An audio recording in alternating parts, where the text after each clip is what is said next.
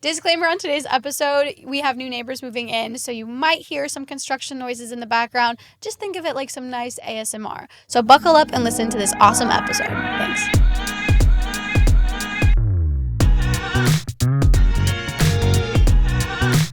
Welcome back to the Journey podcast. I'm your co-host, Emma Jackson. And I'm Jose. And we are joined today by Kelley Robinson and Liz Ferrari. Thank you guys for being here. Welcome Thank you for show. inviting us. Whoop, whoop. So Kelley is the president of the Brivic Media Group. She's an experienced media director who has worked in marketing for nearly 2 decades. Liz is the business development director for Brivic and has over 10 years of experience in advertising. These ladies are absolute rock stars in advertising and marketing. And if you didn't know, the Brivic Media Group is an award-winning media planning and buying agency here in Houston. And it's just gotten a rebrand. But before we start talking about that, tell me a little bit about yourselves. Liz, Yeah, do you own a Ferrari? Unfortunately not. Just the best name ever. But yeah, Yes. I grew up here in Houston. I went up north to go to school, and then I ended up making my way back down to the wonderful city of Houston. So mostly a Houstonite. And then I've been with Brivic for over a year. But as Emma mentioned, I've been in the advertising space for 10 years. Most of my first decade was in TV. It's such a big change. I think I'm curious to know what brought you back to Houston, and how have you liked Houston after leaving and then coming back? Sure. I mean, I love Houston. There's so many great opportunities. So my first job out of school was in New York City, which is a great place to be for advertising. But it's a hard place to live. Yeah, it is. It's tiny, tiny apartments. And I think what people don't realize about Houston is it's like an under the radar city. It is such a big growth city. There's so many opportunities here. So when I had the opportunity and the job came about, it just made sense. You can see yourself having a big career. I think people think you have to go to a Chicago or an LA or, Chicago. which are all great cities, or New York to have those big advertising careers. But you can do that here in Houston. There's just so much industry here. So I think it's a great city. Yeah. What about you, Kelley? I am born and raised in Houston. Went to the University of Houston, so go Cougs. And studied advertising. I am one of the few people who have a degree in what I am working in, which is great. Definitely rare these days. Yeah. Started my career at an advertising agency, bounced around to restaurant group, and then found my way back to Brivic Media. And I've been there for over 15 years. Wow. Starting as a coordinator and now kind of running everything at Brivic Media Group. How do you feel like advertising has changed Oh my since you gosh. started to where things are now? It's changed completely. When I started, the digital kind of revolution had just kind of started. It was like the Wild West, and I've been able to kind of be on that journey with everybody else from a digital standpoint. I mean, social media had just started. Digital display was just kind of finally getting regulations. Such an exciting time because Oh. you were also in the Wild West of Facebook and Google ads Oh, where you could just yeah. put anything out there And it and got then approved. oh my gosh, Yeah. yeah. And there were not as many regulations. There were obviously you could still now with the iOS tracking. Yep. There's just it was the Wild West. It was, and it still is, really. I mean, we're Mhm. still trying to figure it all out. It's changing every single day. Today we really want to talk about this big rebrand Yeah. that you guys have gone under. How long have you all been planning this rebrand? Probably 2 years. What inspired it? Yeah. It's just the evolution of our company.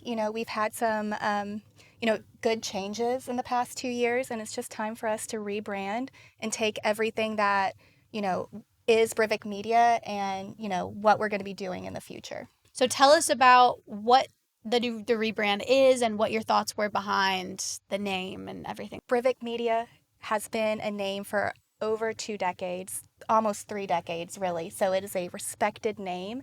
And so we really wanted to take those values and be sensitive and kind of respect that, but show our future.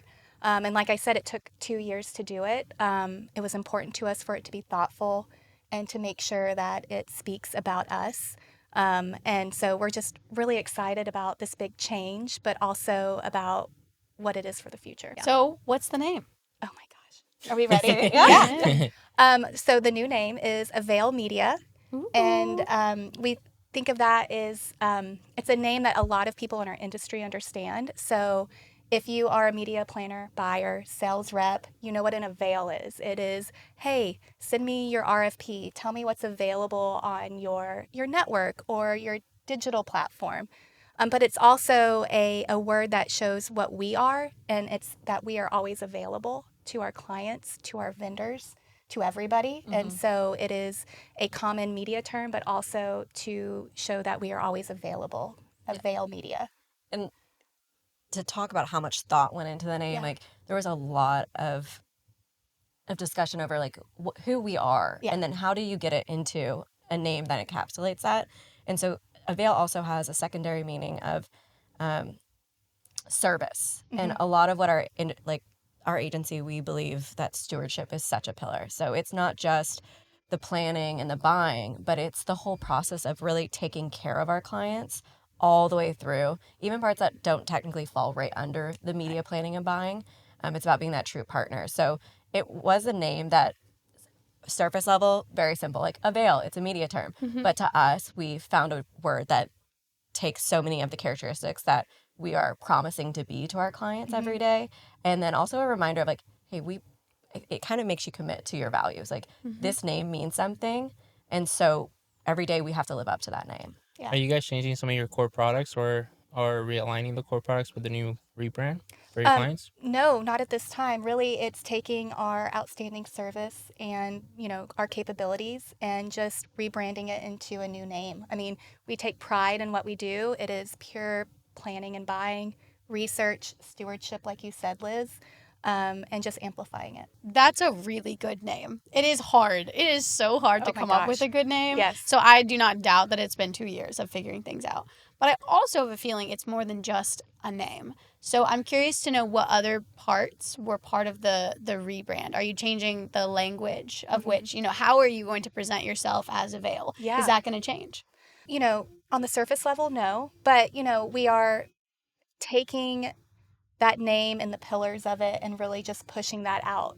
We always knew who we were, but now we really want to make sure everybody knows who we are. Yeah. And that's where, what Liz was saying about the different pieces of what Avail means is important to push out.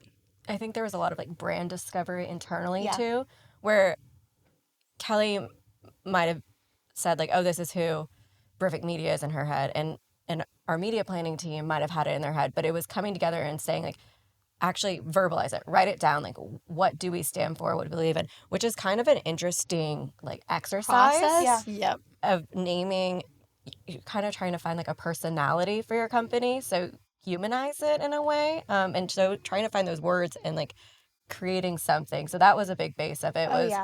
There was surveys, there was, team surveys where everyone put input into, okay, what do we think our clients think of us? What do we think industry peers think of us? What do we want people to think of us? And then figuring out, is everything that we're showing actually communicating that? So it was, there was the front end, like kind of planning research side of it. Exactly what we do. Yeah. And I think what was really important was keeping the whole team involved in this. It wasn't just a one-person show. It wasn't just me. It wasn't just me and Liz talking about it. It was bringing everybody in. We're an agency of 12, relatively small, but we wanted to make sure everybody had a voice. And then a recommendation from me is to take your team, but then also create kind of like a committee. So we had a committee of 4 called the Rebrand Committee. And so we would sit down every couple of weeks and just kind of talk about who we are, who we want to be, and just to keep it moving. So I think, to me, that's some advice to anybody who's looking to rebrand or to create a company, is to keep your team involved in it. What are you most excited about this change? It's fresh and new. I mean, new is fun. Yes, definitely. We love our current name. It is a solid, respected name, but we're ready to make it our own. And so this launch is going to be exciting. We've had some fun time planning how we're going to do it. We have so many people that we work with, whether it's a client or a colleague or a vendor, and we are just excited to share it with everybody.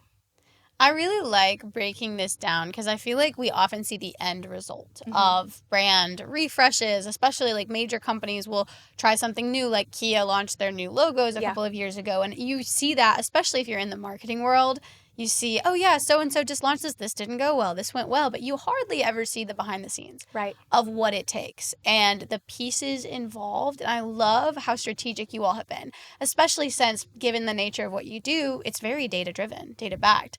I'm curious if, those surveys, not just internally, but what you learned. I'm curious, what did you learn about the community at large, and that led you to Avail? Yeah. So, like we said, it's taken 2 years to come up with this. And at first, we thought that we could do it ourselves. And while we're in advertising, we don't do creative, even though we think we can. So we tried for a while and just could not come up with something. So we were able to find an opportunity with a local agency here in Houston who that's their job. That's what they do. Mm-hmm. And brought them in, and they were a great partner. We were able to take all of our data that we were able to pull from our agency and from ourselves, present it to them, and they really understood what we were trying to accomplish. And they were able to help with this process. So advice to anybody out there is, if you can, hire someone who knows how to do this. It was an amazing process, and it really helped us guide to Avail Media. It's been great. I feel like we need that outside perspective. Yes. Even if, Yes. okay, imagine you're a branding agency and that's what you do. I think that there's that big element of you are too close to the problem. Yep. Yes. And so we are big, Jose. I mean, how many consultants or like outside partners have we worked with to work on our own business in the past couple of years? At least like 3 or 4. And Yeah. honestly, we'd like to bring different people involved so we can see a perspective. Yep. And then sometimes me and Emma, we just get so wrapped up in the day to day and we forgot to start like stop and work on the business, not in the business. So that perspective is very, very key. Okay, so you're launching this in a few weeks, right? By the time this episode is live, it's launched. I think 4 days. 4 days. Yeah. What's the most thing that you're nervous about? Because you've done the research, you talked to the community, you talked to your staff. Yeah. What are you nervous about? It's you nervous? It's a big change. That's what I'm nervous about. It's just a big change. It's just like, naming your baby. Yeah. How are people going to react to that name, and the answer is always, it's beautiful. We love that name. And we're just nervous about this big change. But what we've been doing is a lot of rollout, and I think that's helping. Instead of just ripping the Band-Aid off and going, hey, we're new. We've been sending emails out to our clients saying fun, exciting things are happening. Mm-hmm. We have a great social strategy. Avery has been putting all of that together, kind of like coming soon. We're going to be recording some stuff today as well. So I think it's rather than just going, hey, here's our new name, it's making sure everybody knows it's happening and for everybody to get as excited as we are. So I think that's kind of, making sure that everything runs smoothly and that on Monday it's all switched on and we're ready to go. Yeah. And I think the switched on thing is probably another thing. So I think emotionally that's like the nervous side, but like logistically, like mentally, like did we do the legal things you had to do? Is all the the boxes. website gonna actually turn on when it's supposed to Is turn on? the social media icon updated? Our email, Yes. because Yes. there's a gigantic checklist of things Yep. to go through for that to be a seamless. Yeah. flip So of the switch. is there anything big we missed? Kelley has like lists that she has in her office that anyone from the team can like go in and scribble on, like, oh, this needs to happen. And so one is like day of, like this has to happen day of. One is more like within the week, and then the other one is like at some point this needs to be like handled. And so it's a growing evolutionary list that helps keep track. Yeah. Are you guys documenting this process? So me and Emma, we're big storytellers, and we love documenting our changes in life. Our company, one of our like our mission is like to help tell the stories of our clients through whatever media, to the community. Are you guys documenting this process in your journey? Because you guys been around for 2 decades. Yeah. and you're gonna be we around. have like history. We can talk about it. And I think that's kind of the next progression is Liz has done a great job of just kind of creating like blog posts and press releases and stuff like that. So from a documentation standpoint, it's the 2 years leading up and then what's happening after that. So I think we're going to be able to document a lot more once we release on Monday, making sure we have the kind of like the news clippings and stuff like that. So we're excited. But that is an interesting idea because I feel Yeah. like we have it like piecemeal. Like we have the original like notes, the first round of survey. Then we have it when the branding team came in and Yeah. kind of helped us. So that would be kind of cool, though, to keep kind of a folder of the way it progressed. Yeah. And we're big video guys. We're gals. You know what I'm saying? People. Yeah. People. Take your phone out. Like on Monday, like the first 5 minutes recorded. You never Yeah. know. You That might would be look fun to back in keep. it. Yeah. See, you guys are creative. We're just Yes. the media people. We're like the data people. We're like, we have the documents and the paperwork. We're like, oh, we could do something where there's like an emotional that we Yeah. might want to go back and look. I think it's good that people are going to see this and see the emotion that is behind it. I love that you likened it to naming it a child, right? Because I remember when my closest, like first closest friend had her first child. And she told us, I have a name, but we are not sharing it yet because it is such a scary thing. And she was like, I know that you all are going to love it. And I know that everyone, she's like, but I don't want to hear. She was like, they had a short list and they were like, I don't even want people to hear these because I don't want them to say one way or the other. You can be so influenced in that early stage. And sometimes you have to find, what really speaks to you guys first before you open it up to, the broader people, and being selective about who you do allow to have input is so, so, so important. Yeah. I think something we did do with bringing outsiders in were people that were close to us, but not the industry. Because we just asked them, how would you say this? Or how does it read? Because we wanted to make sure we didn't pick a name that we're like, oh, it's obviously Avail. But then someone went and read it and they're like, Aveil, because I've seen that happen for brands where to them it's so very obvious. clear, very obvious. And then it gets out in the market and it's mispronounced so many times or misspelled. So that was something that we did ask for outsiders. Someone that wasn't close to the industry, someone that didn't really, have big feelings about the name. But can you just tell me how you read this? How would you pronounce it? Yes. And so that was an interesting thing to do. Yes. So thank you to all the husbands Yeah. and boyfriends for helping with that. Yes. I'm really glad that we got to just dive into a little bit about the rebrand process. My final question is, if there is one thing that you guys could do differently, what would you do if you had to do this process all over again? I think I would hire someone sooner than I did. We'd be done by now. Yeah. I mean, it's just, hire professionals, good people. We were very lucky getting connected with who we did. So I'm happy about that. Yeah, I'm glad we had a flexible timeline, a long timeline, because surprisingly, colors caught us up. So that might not be for some people. Yeah. But and it was like shades. Like we knew it was going to be blue, but it What was shade like of blue? kept. And when I say like, I mean Cerulean like blue. very Yes. like most people would be Robin's like, that's egg the same blue. color, and we're like, no, they're not. Like we got down where it was like shade changing like daily. So that's a time thing. Like the I name think came so easily. Like the four of us saw it and we were all like, yes, this is it. But the colors, yeah. just And the neutral color was the hardest one, I Yeah. think. We could not find a good color that was like our fourth color. Yeah. We have three, and then a fourth is the more neutral one. And it's like when you go to paint a house, like white, and then you go to Home Depot and you have 60 shades of white. right. Suddenly you're having a life crisis over this shade versus this Yeah. shade, and it makes a big difference. And the thing is, those details are what help bring that experience together and that elevate it in that nuance. And it's the kind of thing that maybe a consumer will never understand the complexity of what you guys went through, but you are evoking an emotion. Yes.